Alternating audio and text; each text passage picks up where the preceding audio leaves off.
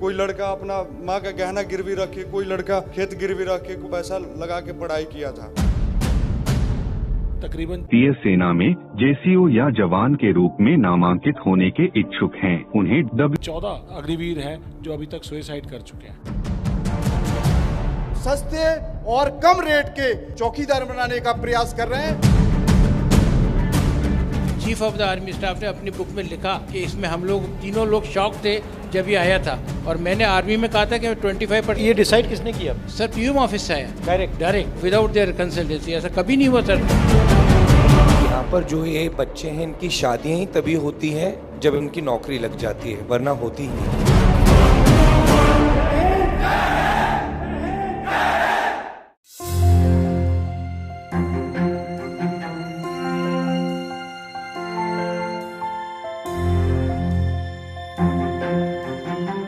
मैं आपकी बात सुनने आया हूं, तो आप अपनी बात रखिए, कोई सवाल हो वो पूछिए, मगर जो आप कहना चाहते हैं कहिए।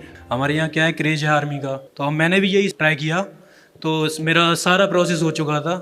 आगे जाके इन्होंने अग्निपथ योजना लगाई और सारा कैंसिल कर दिया सर। यहाँ से कोई मेरे को सेंटर से मैसेज भी नहीं आया था कि आपका ज्वाइनिंग वगैरह आपको दी नहीं जाएगी। 4-5 महीने से हम लोग प्रोटेस्ट कर रहे हैं, हर तरह से मतलब लगे हुए हैं, फिर भी सरकार सुनने को तैयार नहीं है। और अब ऐसा हाल हो चुका है सर कि जंतर मंतर पे परमिशन के लिए जा रहे हैं तो वहाँ से भगा दिया जा रहा है सर। लोकतंत्र में भी हमें अपनी आवाज़ उठाने के लिए जाने पर वहाँ से भगा दिया जा रहा है सर। आखिर हमारी गलती क्या है सर? हमने फौज का सपना देखा था, हमने मेहनत किया था, इसके लिए 4 साल 5 साल मेहनत किया था सर, फिर भी सरकार हमारी भर्ती नहीं कराई। आज हम लोग दर की ठोकरें खा रहे हैं सर। और आप भी प्रोविजनल लिस्ट पे थे? जी सर, बिल्कुल, हमारा सारा चीज़ क्लियर था सर। कोई लड़का अपना माँ का गहना गिरवी रख के, कोई लड़का खेत गिरवी रख के, कोई लड़का कहीं से लाकर पैसा लगा के पढ़ाई किया था। और जब भर्ती रद्द हुई सर, उसके बाद में लड़के के ऊपर कर्ज था, वो प्रेशर झेल नहीं पाया, जिसमें 64 से 65 अभ्यर्थी आत्महत्या कर लिए। और जब भी सर हम लोग मीडिया के पास जाते हैं आवाज़ उठाने के लिए, सीधे हाथ जोड़कर खड़ा हो जाता है लोग कि मेरे बस में, मेरे हाथ में नहीं है, मैं नहीं उठा सकता सर। जब ग्राउंड में तैयारी करने जाता था, वहाँ पर 400 से 500 लोग मेरे साथ तैयारी करते थे। जब से ये अग्निवीर योजना आई है, तब से वही 10-15 लोग आते हैं सर।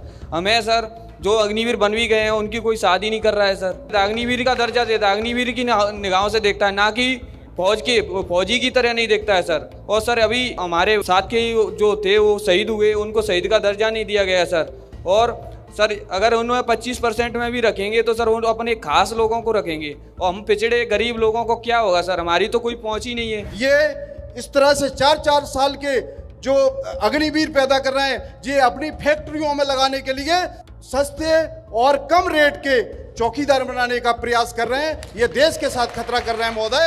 ये आप स्पष्ट करिए कि जब आपकी सरकार आएगी तो आप अग्निवीर को हटा के जो पुरानी भर्ती प्रक्रिया है उसको लागू करेंगे, और हम सैनिकों के जो आरक्षण हक और अधिकार हैं जो हमें पूर्व में मिलते थे कांग्रेस की सरकार में, वो मिले तो हमारे देश की तरक्की और बेहतर होगा। मेन प्रॉब्लम क्या हुई है, हमारी 2004 के बाद जितनी भी पेंशन योजनाएं थी वो सारी बंद कर दी गई हैं। आर्मी के साथ में CST कैंटीन का जो सुविधाएं मिलती थी वो सारी बंद कर दी गई हैं।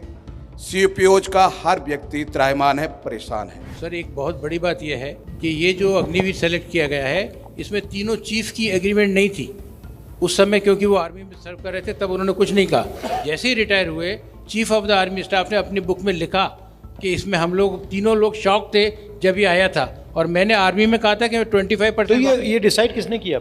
सर पीएम ऑफिस से आया, डायरेक्ट NSA। Yes sir.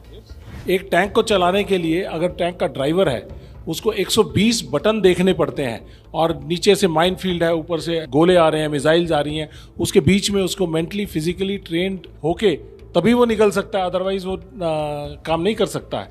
और आज हमारे यहाँ पे तकरीबन 14 ऐसे अग्निवीर हैं जो अभी तक सुसाइड कर चुके हैं। तो आर्मी ने ये रियलाइज़ किया कि ये मेंटली एंड फिजिकली रोबस्ट नहीं है, इसलिए उन्होंने कहा कि हमें इनका साइकोलॉजिकल टेस्ट भी करना पड़ेगा। पहली बार ऐसा हुआ। सबसे पहले मैं आपका धन्यवाद करना चाहता हूं कि आप सब यहाँ आए, आपने अपनी बात रखी। जो 1.5 लाख लोग हैं, इनके टच में मैं हूँ। आपके रिप्रेजेंटेटिव्स मेरे पास आए थे, दिल्ली में आए थे, यात्रा में मुझसे मिले, और हमारी कोशिश होगी कि हम आपकी पूरी मदद करें। आपके साथ बिल्कुल गलत किया गया है, अन्याय है, और हम आपके साथ मिलकर या तो कॉम्पनसेशन लेने की कोशिश करेंगे या कोई ना कोई रास्ता आपके लिए निकालने की कोशिश करेंगे।